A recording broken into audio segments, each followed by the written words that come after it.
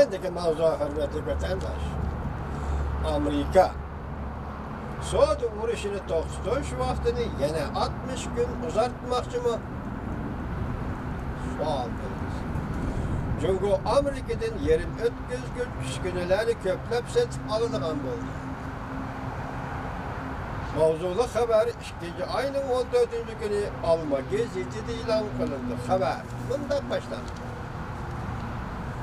2 kundan beri Beijing'de yuqori darajaliklar savdo sohbati boshlandi.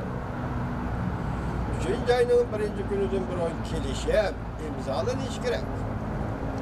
Bunday bo'lmaydi ekan Amerika taraf 3-oyning 2-kunidan boshlab 200 milliard dollardan Jungodan import qilingan tovarlarga tamoyil bejarildi. Qo'ygandimi 10%dan 25%ga ko'tarib tamoyil bejarildi. Bloomberg agentligi xabardor kishilarning so'zlaridan naql keltirib, bunday ko'rsatdi.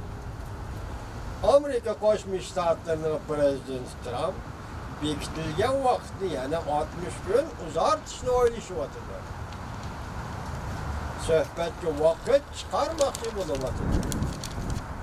Jungo Savdo ministrligining bayonotchisi Gao javob qaytarib bunday ko'rsatdi. Amerika Jungo yuqori darajaliklar savdo suhbati oxirlashgandan keyin texnik yaxshi javob bermas. Amerika Qo'shma Shtatlarining prezidenti Trump Oqsaroyda bunday ko'rsatdi. Suhbat intayin yaxshi olib berilyapti. Prezident Trump bundan burun agar suhbat o'rtaq turishga yaqinlab keladigan bo'lsa, vaqtni uzartishni o'ylashib ko'ramiz. Oqsaroyning bayonotchisi Sanders bunday ko'rsatdi.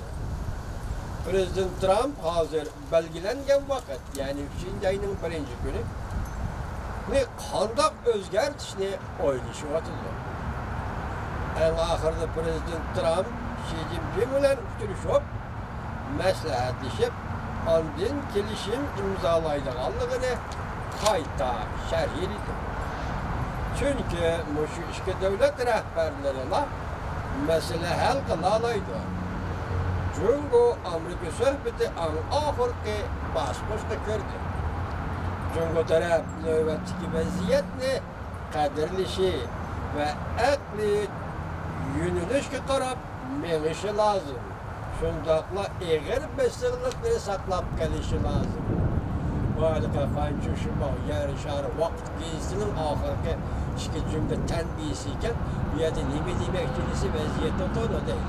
Vaziyatni tanimasang bo'lmaydi deydi. Shunga o'zingni tutib ol deydi. Sen aqli tarafga, aqli nishonga qarab menishni o'rganding. Demak, hozir Amerika Jungo o'rtasidagi munosabatlar emas, balki Amerika boshchiligida G'arb dunyosi bilan Xitoy bu davlatning munosabatlari qayerga keldi? Xitoy o'zi ham bilib turibdi.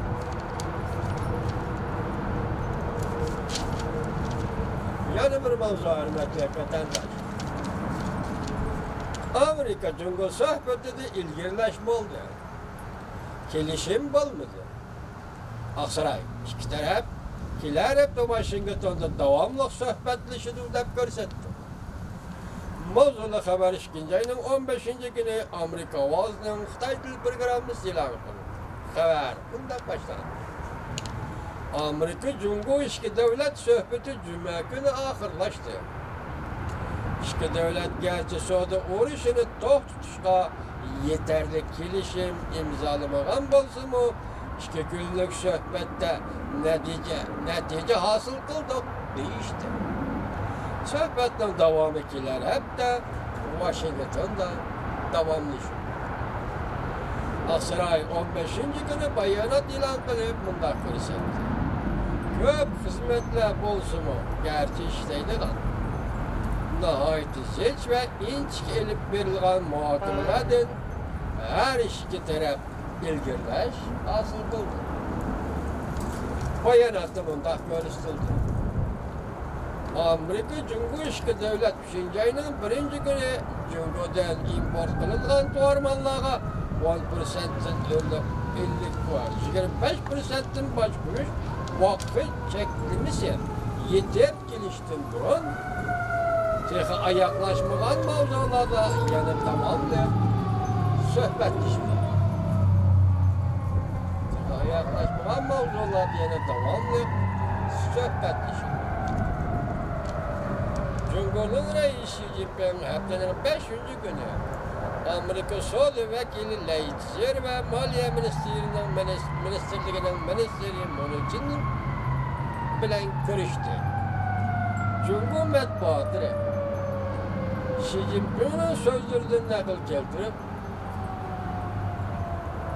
bunda haber kıldı. Söhbet baskuç karakterlik neticelerini kolga keltirdi. Yeni kuch ulab keler hepde Washington'da ötküzülüdüğün söhbetdeki kelişim imzalaşını ilgili serişni ümit kıldı. Aksaray bayanatı bunda kaşkarıldı. Amerika bu katımkı söhbeti mavzunu Cumhur'da korulma karakterlik ıslahat elip veriş meselesini merkezleştirdi. Cümleden kol tutulan texniki ötünüp biriş, patent hukuku ve internette okurluk kılış katarlık meseleleri merkezleşti. Xi Jinping mındak dedi.